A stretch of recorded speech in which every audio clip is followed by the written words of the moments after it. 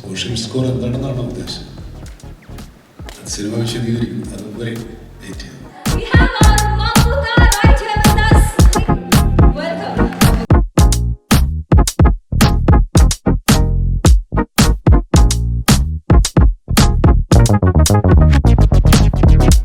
Commercial elements എന്നൊക്കെ പറയുന്നത് ഈ സിനിമയിൽ അതിൻ്റെ ഘടകങ്ങളൊക്കെ മാറിക്കഴിഞ്ഞു. അതിൻ്റെ കണക്കും ഘടനയും ഒക്കെ മാറിക്കഴിഞ്ഞു. കമേഴ്ഷ്യൽ എലമെന്റ്സിൻ്റെയും സ്റ്റാർ വാല്യൂവിൻ്റെയും ഒക്കെ മാനങ്ങളൊക്കെ മാറിക്കഴിഞ്ഞില്ലേ. അതുകൊണ്ട് അതൊന്നും ഈ സിനിമയെ ബാധിക്കാൻ സാധ്യതയില്ല. ഈ സിനിമയെ സംബന്ധിച്ചിടത്തോളം കഥയും കഥയ്ക്കൊത്ത നടന്മാരുമാണ് ഈ സിനിമയിൽ ഉൾപ്പെടുത്തിയിരിക്കുന്നത്. തീർച്ചയായിട്ടും അതിൻ്റെ ആയിരിക്കും ഇതിൻ്റെ ഏറ്റവും വലിയ കമേഴ്ഷ്യൽ ഘടകം. ജനങ്ങൾക്ക് സിനിമ രസകരവും വിജ്ഞാനപ്രദവും ചിന്താദീപകവും ഒക്കെ ആവുന്നതാണല്ലോ അതിൻ്റെ ഒരു പൂർണ്ണമായിട്ട് ചിരിച്ചുല്ലസിച്ച് പോകുന്നതിനപ്പുറത്തേക്ക് എന്തെങ്കിലും നമ്മൾ വീട്ടിൽ പോകുമ്പോൾ ടേക്ക് അവേ എന്ന് പറയുന്ന എന്തെങ്കിലും ഒരു കാര്യം ഒന്നെങ്കിലും ഒന്ന് കൊണ്ടുപോകാൻ ഉണ്ടാകണം എന്ന് നിർബന്ധമില്ല, എന്നാലും ആഗ്രഹിക്കാറുണ്ട്. അതൊക്കെ എന്തെങ്കിലും കൂടെ ചേർത്തിട്ടുണ്ട്. അതും നമ്മൾ നേരത്തെ പറഞ്ഞ വ്യവസായ ഘടനയുടെ അല്ലെങ്കിൽ കമേഴ്ഷ്യൽ എലമെൻസിൻ്റെ ഭാഗമാണ്. അത് ഈ സിനിമയിൽ ഉടനീളമുണ്ട്. അല്ലെങ്കിൽ ഈ സിനിമ അങ്ങനെയുള്ള ഒന്നാണ്. ഇപ്പോൾ പാട്രിയറ്റിലേക്ക് വരുവാണെങ്കിൽ നമുക്ക് തന്നെ പണ്ട് പറഞ്ഞിട്ടുണ്ട്, ആക്ടിങ് ഈസ് ഓൾസോ റിയാക്ടിങ് എന്നുള്ള രീതിയിൽ ഇന്റർവ്യൂവിൽ പറയുന്നതായിട്ട് ശ്രദ്ധിച്ചിട്ടുണ്ട്. അപ്പം ലാലേട്ടനായിട്ട് കോമ്പിനേഷൻ ചെയ്യുമ്പോൾ മമ്മൂക്കയുടെ ഭാഗത്തു നിന്ന് അത്തരത്തിലുള്ള ഒരു റിയാക്ഷൻ കൊടുക്കാനായിട്ട് ഇപ്പോൾ ഡയറക്ടർ പറയുന്ന അല്ലാതെ എന്തെങ്കിലും നിങ്ങൾ ഇംപ്രവൈസ് ചെയ്ത് എന്തെങ്കിലും കാര്യങ്ങൾ ചെയ്തിട്ടുണ്ടോ? അതിനെപ്പറ്റി ഒന്നും. അതെല്ലാവരുടെ കൂടെ ഉണ്ട്. ലാലേട്ടൻ്റെ കൂടെ ഒന്നല്ല. ലാലേട്ടൻ ആരോട് അഭിനയിച്ചാലും അതുണ്ടാവും, ഞാനും ആരോട് അഭിനയിച്ചാലും ഉണ്ടാവും. അങ്ങനെ റിയാക്ട് ചെയ്യണ്ടേ? പിന്നെ അഭിനയത്തിൻ്റെ എല്ലാ കാര്യവും സംവിധായകൻ പറഞ്ഞു തരണം എന്നില്ല. നമ്മൾ അദ്ദേഹത്തിനും ബോധ്യപ്പെടുത്തിയാൽ നമ്മളെന്തെങ്കിലും കാര്യങ്ങൾ ചെയ്തിട്ടുണ്ടെങ്കിൽ അതിൻ്റെ തെറ്റ് തിരുത്തുക മാത്രമേ ഒരുവിധം പരിചയസമ്പന്നരായ സംവിധായകർ ചെയ്യാറുള്ളൂ. അല്ലാതെ എല്ലാവരും അപ്പുറത്തും ഇപ്പുറത്തും മാറിയെന്ന് മോണായിട്ട് കാണിക്കുമെന്നൊരു ഡയറക്ടർ. നമ്മളെടുത്ത് നമ്മുടെ സീൻ വായിച്ച് നമ്മൾ പറഞ്ഞ് മനസ്സിലാക്കി അതെങ്ങനെ ചെയ്യും ഒന്നോ രണ്ടോ മൂന്നോ പ്രാവശ്യം കണ്ട് എന്തെങ്കിലും തെറ്റുകളുണ്ടെങ്കിൽ തിരുത്തി അങ്ങനെ ബോധ്യപ്പെട്ടതിന് ശേഷമേ ഇത് ടേക്കായിട്ട് വരുള്ളൂ. ടേക്ക് എടുത്താലും അത് അദ്ദേഹം ഉദ്ദേശിക്കുന്ന തരത്തിൽ പൂർണ്ണമായ ഒരു പ്രകടനം ഉണ്ടായതിനു ശേഷമേ അത് ഓക്കെ ആകും. അപ്പം അത് നടന്മാരുടെയും സംവിധായകരുടെയും ഒക്കെ ചുമതലകൾ നിർവഹിക്കലാണ്. ഇതൊരു ലോങ് ജേർണി ആയിരുന്നു സിനിമ. പെട്ടെന്ന് ഉണ്ടാക്കാൻ പറ്റുന്നൊരു സിനിമ ആയിരുന്നില്ല. So I am thankful to everybody. ഇതിൻ്റെ നിർമ്മാതാക്കൾ എല്ലാവരും ഈ സമയത്ത് നന്ദി പറയുന്നു. ആൻഡ് ആദ്യം മുതലേ Mammukka for being with me for this one.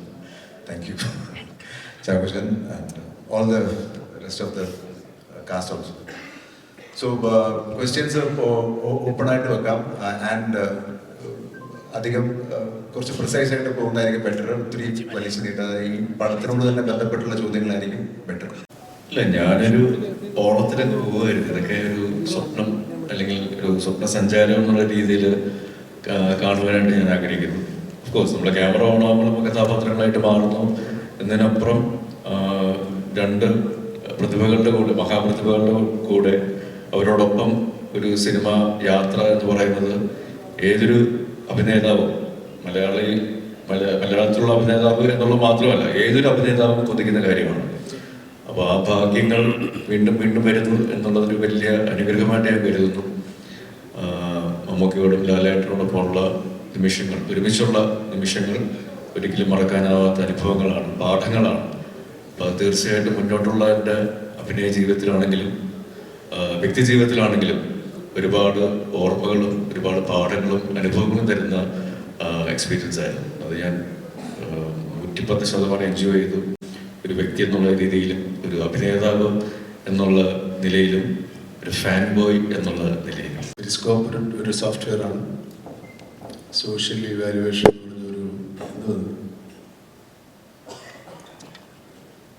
Social evaluation എന്ന് പറഞ്ഞാൽ സോഷ്യൽ ഇവാലുവേഷൻ. പിന്നെ ഇതൊരു അവയർനെസ് സിനിമയെന്ന് വേണമെങ്കിൽ പറയാം. നമ്മൾ അറിഞ്ഞോ അറിയാതെയോ ഒക്കെ നമ്മൾ ഈ ടെക്നോളജിയുടെ ആധിക്യമോ അല്ലെങ്കിൽ അവരുടെ ഒരു അപ്രമാദിത്യം കൊണ്ടോ ഒക്കെ നമ്മൾ സാധാരണക്കാർ വിട്ടുപോകുന്ന ഒരുപാട് അപകടങ്ങളുണ്ട്. പലതും നമ്മൾ കണ്ടതാണ്, നമ്മൾ അനുഭവിച്ചാണ്. പലതും നമ്മളെ കൊടുക്കാൻ കാത്തിരിക്കുന്നുണ്ട്. ആ അതിനെക്കുറിച്ചൊന്ന് നിങ്ങളെ ഓർമ്മപ്പെടുത്താൻ വേണ്ടിയാണ് ഈ സിനിമയുടെ കുറേ ഭാഗങ്ങൾ. പക്ഷെ അതിലേക്കുള്ള ശ്രമങ്ങളും എന്ത് കാര്യത്തിലിറങ്ങിയാലും എന്തെങ്കിലുമൊക്കെ എതിർപ്പുണ്ടാകുമല്ലോ, സ്വാഭാവികമായിട്ടും അതും അതിൻ്റെ ഭാഗമാകും. അങ്ങനെയാണതൊരു സിനിമയാണ്. എന്ത് കാര്യത്തിനിറങ്ങിയാലും ഒരു എതിർപ്പുണ്ടാവും. ആ എതിർപ്പിനെ തരണം ചെയ്തുകൊണ്ടുള്ള യാത്രയാണ് സിനിമ. അതിനകത്ത് ഒരുപാട് കഥാപാത്രങ്ങളുണ്ട്. ഈ കഥാപാത്രങ്ങൾ ആരുമില്ലാതെ ഈ സിനിമ മുമ്പോട്ട് പോവുകയോ പൂർണ്ണമാവുകയില്ല. അതുകൊണ്ടാണ് ഇത്രയും ഈ കാണുന്നവരെക്കാൾ അത്രയും കൂടെ നമ്മൾ കാണാത്തവരുണ്ട്, ഇവിടെ ഇല്ലാത്തവരുണ്ട്. അതാണ് സിനിമയുടെ ഒരു ആമുഖം. അതിനപ്പുറത്തേക്ക് സിനിമ നിങ്ങളുടെ ഭാഷയിൽ പറഞ്ഞാൽ സ്പോയിലറായി പോകും. സ്പോയിലർ ആകാതെ ഞങ്ങളെ കൊണ്ട് എന്തെങ്കിലുമൊക്കെ പറയിപ്പിക്കാൻ പറ്റിയാൽ വളരെ സന്തോഷം. ഇല്ലെങ്കിൽ നമുക്ക് എല്ലാവരും കൂടെ കണ്ടു കേട്ട് ഇവിടെ നമുക്ക് പിരിയാം. മഹേഷ് സാർ, ഇപ്പോൾ ഇന്ത്യയിലെ തന്നെ ഏറ്റവും 2 വലിയ പെർഫോമേഴ്സിനെ പ്രധാന റോളുകളിലേക്ക് കാസ്റ്റ് ചെയ്യുമ്പോഴും കഥയാണ് നായകൻ അല്ലെങ്കിൽ വിഷയമാണ് പ്രധാനം. എപ്പോഴാണ് അങ്ങനത്തെ ഒരു അവസ്ഥയിലെത്തിയത്? ഈ വിഷയം പറയാൻ ഏറ്റവും 2 വലിയ പെർഫോമേഴ്സിന് ആവശ്യമുണ്ട്, അപ്പുറത്ത് ഇതിന്റെ ലോഡ് കൂടി ഉണ്ടല്ലോ. ഇവരിൽ നിന്ന് ഏറ്റവും നല്ല ഔട്ട് ഉണ്ടാവണം, ഇവരുടെ ഒരു സ്റ്റാർ ഇമേജിനെ ബാക്കിയുള്ളവർക്ക് സാറ്റിസ്ഫൈ ചെയ്യണം, ഇവരുടെ മാർക്കറ്റ്. ഈ പ്രഷറിനെയും ഈ കൊമേഴ്ഷ്യൽ സൈഡിനെയും ഈ കൊമേഴ്ഷ്യൽ വയബിലിറ്റിയും എങ്ങനെയാണ് മനസ്സിലാക്കിയത്? ആ ടെൻഷൻ എത്രമാത്രം ഉണ്ട് ഈ മൊമെന്റിൽ? ഇത് കഥ ഉണ്ടായി കഴിഞ്ഞിട്ടാണ് എല്ലാ പ്രാവശ്യവും ഞാൻ ഒരു ആക്ടറിൻ്റെ അടുത്തോട്ട് പോകുന്നത് നരേഷന് വേണ്ടിയിട്ട്. ഒരു ചെറിയൊരു ഐഡിയ ആയിട്ട് പോകേണ്ടില്ല ഇതുവരെ. അങ്ങനെ ഇതൊരു കഥയുടെ രൂപമായി കഴിഞ്ഞതിന് ശേഷം പ്ലോട്ട് ഡ്രിവൺ കഥയാണെന്നുള്ളത് മനസ്സിലായി. പക്ഷേ ഈ സിനിമ ഡിമാൻഡ് ചെയ്യുന്ന ഒരു സ്കെയിലുണ്ട് ഈ പടത്തിന്. ക്യാരക്ടേഴ്സും കുറച്ചുകൂടെ ഗ്രാവിറ്റി കൂടിയ ക്യാരക്ടേഴ്സാണ്. അപ്പോൾ അതുകൊണ്ടാണ് അങ്ങനെ ഒരു പ്രോസസ്സിലോട്ട്, അല്ലാതെ നമ്മളൊരു മനഃപൂർവ്വം ഇതൊരു സ്റ്റാർ സ്റ്റഡഡ് സിനിമയാക്കാം എന്നുള്ളൊരു ധാരണയിൽ തുടങ്ങിയ പടമല്ല. ആദ്യം ഇതിൻ്റെ എന്താ പറയുക, ഒരു രൂപം ആദ്യം ഞാൻ പറഞ്ഞത് നമുക്ക് എടുത്ത് തന്നെയാണ്. അതിനുശേഷം പിന്നീടാണ് ബാക്കി എല്ലാവരും സിനിമയിലേക്ക് വന്നത്. സിനിമയിൽ അങ്ങനെ ഞാൻ ബാക്കി ഇതിനകത്തുള്ള കച്ചവട ചേരുവകൾ എന്തൊക്കെയാണ്, അല്ലെങ്കിൽ അതിൻ്റെ എന്താ പറയുക, അത്തരം കാര്യങ്ങളെ കുറിച്ച് ഞാൻ അങ്ങനെ കൺസേൺ അല്ല. കാരണം ഓർഗാനിക്കലി ഇതിനകത്ത് വന്നിരിക്കുന്ന ചില വിഷയങ്ങളുണ്ട്. ഞാൻ പറയുന്നത് അതിനകത്തോട്ട് കഥയുടെ രൂപത്തിൽ വന്നു പോയിരിക്കുന്ന വിഷയങ്ങളുണ്ട്. അത് തന്നെ ആണ് ഇതിൻ്റെ കമേഴ്ഷ്യൽ ഫാക്ടർ എന്ന് ഞാൻ വിശ്വസിക്കുന്നു. ഇതില് ഈ നമ്മളല്ലാതെ there are lot more women and കഥ വായിച്ചപ്പോൾ ഞാൻ ആദ്യം ഐ തിങ്ക് മമ്മൂക്ക ഉണ്ടെന്ന് അറിഞ്ഞു. For me that was itself ഇതൊരു വലിയ പടം. അത് കഴിഞ്ഞ് ന്യൂസിലൊക്കെ വായിക്കുമ്പോഴാണ് ഇവരെല്ലാവരും ഉണ്ടെന്നൊക്കെ ഞാൻ അറിയുന്ന മെല്ലെ. അപ്പോൾ അതിൽ ഓരോ പേര് കേൾക്കുമ്പോഴും it was that exciting. And all the women in the film are എനിക്ക് പേഴ്സണലി ഭയങ്കര അഡ്മയർ ചെയ്യുന്ന ആക്ടേഴ്സ്. അപ്പോൾ എല്ലാവരുടെയും കൂടെ സ്പേസ് ഷെയർ ചെയ്യാൻ പറ്റിയതിൽ ഭയങ്കര happy. In the film I think you will കാണുമ്പോൾ മനസ്സിലാവും എല്ലാവർക്കും അവരുടേതായ ഒരു സ്പേസ് ഉണ്ട്. ഈ പടത്തിന്റെ സെൻസറിങ് ജോലികൾ കഴിഞ്ഞു. അതായത് ഈ പ്രശ്നങ്ങളൊന്നും ഇല്ലാതെ സർട്ടിഫിക്കറ്റ് കയ്യിൽ കിട്ടാറുള്ളൊരു കാത്തിരിപ്പ് മാത്രമേ ഉള്ളൂ. ബാക്കി ജോലികൾ കഴിഞ്ഞു. മറ്റു കാര്യങ്ങളെ കുറിച്ച് എനിക്ക് തോന്നുന്നു നിങ്ങൾക്ക് തന്നെ സെൻസർ കാർഡുകളൊക്കെ വന്നു കഴിയുമ്പോൾ നിങ്ങൾക്ക് മനസ്സിലാവും മറ്റു കാര്യങ്ങൾ. പിന്നെ നമ്മൾ ഒരു സിനിമ, കമേഴ്ഷ്യൽ സിനിമ നമ്മൾ തിയേറ്ററിലേക്ക് എത്തിക്കുന്ന ഒരു സിനിമ പറയുന്ന സമയത്ത് നമ്മളുടെ രാജ്യത്തിൻ്റെതായിട്ടുള്ള ചില കാര്യങ്ങൾ നമ്മൾ സൂക്ഷിക്കേണ്ടതായിട്ടുണ്ട്. പിന്നെ പക്ഷേ സ്ക്രിപ്റ്റ് വായിച്ചിട്ട് മാത്രം യെസ് പറഞ്ഞാൽ മതി. അപ്പോൾ ആ ആക്ടേഴ്സിന് തീരുമാനം എടുക്കാനുള്ള ഫ്രീഡവും സ്പേസും അതാണ് ഏറ്റവും വലിയ കാര്യം. That is what every actor looks forward to. ആ ഒരു സ്വാതന്ത്ര്യവും സ്പേസും തരുന്ന ഒരു ഡയറക്ടേഴ്സിൻ്റെ കൂടെ വർക്ക് ചെയ്യാനും വളരെ വലിയൊരു ഭാഗ്യം തന്നെയാണ്. അത് ഞാൻ ഏറ്റവും കൂടുതൽ ചെറിഷ് ചെയ്യുന്ന ഒരു കാര്യം കൂടെ. ഇത്രയും നല്ല ആക്ടേഴ്സിൻ്റെ കൂടെ എല്ലാം നമ്മൾ കണ്ട് വളർന്ന കുറേ ആക്ടേഴ്സാണ്. കൊച്ചിലെയൊക്കെ ഇവരുടെ സിനിമകളാണ് നമ്മൾ റിപ്പീറ്റഡ്ലി വാച്ച് ചെയ്തത്, നമ്മുടെ ഐഡൽസ് ആയിരുന്നു. അപ്പോൾ അവരൊക്കെ നമ്മുടെ മുമ്പിലിരിക്കുന്നതും it's a huge deal for all of us. ഞാൻ ഇതിലേക്ക് വന്നത് വളരെ അൺഎക്സ്പെക്റ്റഡ് ആയിട്ടാണ്. ഞാൻ പാട്രിയോട്ടിൻ്റെ സെറ്റിൽ തന്നെ മമ്മൂക്കയെ കാണാൻ വേണ്ടി ചെന്നതാണ് ഒരു ദിവസം.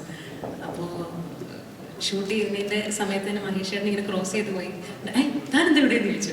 ഞാൻ മമ്മൂക്കയെ കാണാൻ വന്നത്. ശരി എന്ന് പറഞ്ഞ് പോയി. കുറച്ച് കഴിഞ്ഞ് വീണ്ടും മഹേഷേട്ടൻ വന്നിട്ട് ഇങ്ങനെ എന്നെ മാറ്റി നിർത്തി ചോദിച്ചു, ഇതൊരു ചെറിയ ക്യാരക്ടർ ഒന്ന് ചെയ്യാമോ എന്ന് ചോദിച്ചു. ഞാൻ ചേട്ടാ നോക്കാമല്ലോ എന്ന് പറഞ്ഞു. അദ്ദേഹം പിന്നെ അടുത്ത വർക്കിലേക്ക് ജോയിൻ ചെയ്തു. പിന്നെ മമ്മൂക്കയുടെ കൂടെയും അനുചേട്ടൻ്റെ കൂടെ ഇരുന്ന് സംസാരിക്കുന്ന കൂട്ടത്തിൽ അനുചേട്ടൻ ഇങ്ങനെ വീണ്ടും പറഞ്ഞു ഗ്രീസിനോട് ഇങ്ങനെ മഹീഷ ക്യാരക്ടറിൻ്റെ കാര്യം പറഞ്ഞിട്ടുണ്ട്, നമുക്ക് ചെയ്ത് ക്യാരക്ടർ പിന്നെ പർട്ടിക്കുലർ ക്യാരക്ടർ നമുക്ക് പറഞ്ഞു അതവിടെ ചെയ്തോളൂ എന്ന് പറഞ്ഞു. അങ്ങനെയാണ് ഞാൻ ഈ സിനിമയിലേക്ക് വരുന്നത്. സാറിന്റെ എല്ലാ സിനിമകളും എടുത്ത് നോക്കിയാലും എപ്പോഴും ഒരു റിയലിസ്റ്റിക് എലമെന്റ് ഉണ്ടോ, പ്രേക്ഷകന് കണക്ട് ചെയ്യാൻ പറ്റുന്ന ഒരു ഇമോഷണൽ ഹൂക്കിംഗ് ഉള്ള ഒരു എല്ലാ എലമെന്റ്സും ചെയ്യുന്ന ഒരു ആളാണ് താങ്കൾ. അപ്പോൾ പാട്രിയോട്ട് എടുത്ത് നോക്കിയാൽ തന്നെ ഒരു ഡൗട്ടാണ്, അത് ഒരു ആക്ഷൻ ഒരു ത്രില്ലർ എലമെന്റ്സ് അല്ലാതെ ഒരു നോർമൽ ഓഡിയൻസിൽ ഇമോഷണലി ഹൂക്ക് ചെയ്യാനുള്ള എന്ത് എലമെന്റ് ആയിരുന്നു പാട്രിയോട്ടിലുള്ളത്? അത് സിനിമ പൂർണ്ണമായിട്ട് കാണുമ്പോഴല്ലേ മനസ്സിലാവുന്നത്. സിനിമ ട്രെയിലർ എന്ന് പറയുമ്പോൾ നമ്മളിപ്പോൾ അതിനകത്ത് ഒരു സിനിമയുടെ മുഴുവൻ കഥയാണല്ലോ പറയുന്നത്. പിന്നെ ഈ പറഞ്ഞ പോലെ ഈ ഒരു സിനിമ ഒരു ഒരു ഒരു ഒരു പ്രത്യേകതരം സാഹചര്യത്തിൽ ഉണ്ടായപ്പെടുന്ന സാധനമാണ്. അപ്പോൾ അത് സമൂഹത്തിൽ നടക്കുന്ന ചില വിഷയങ്ങളെ ബേസ് ചെയ്തിട്ടാണ് ഞാൻ പലപ്പോഴും സിനിമകൾ എഴുതിയിരിക്കുന്നത്. അപ്പോൾ അതുകൊണ്ട് തന്നെ ഇതിനകത്തും അങ്ങനെ ഒരു വിഷയമുണ്ട്. അത് കണക്ട് ആവുന്നുള്ള വിശ്വാസത്തിലാണ് ഈ സിനിമ എടുത്തിരിക്കുന്നത്. അപ്പം depends on the nature of cinema. അത് ചിലപ്പോൾ ഞാനൊരു പടം കുറച്ചുകൂടെ ഇൻഡി സ്പേസിലായിരിക്കും ചെയ്യുന്നത്, ചിലപ്പോൾ കുറച്ചുകൂടെ കമേഴ്ഷ്യൽ സ്പേസിലായിരിക്കും ചെയ്യുന്നത്. മാറി മാറി ചെയ്യുന്നതാണ് നല്ലതെന്ന് തോന്നുന്നു.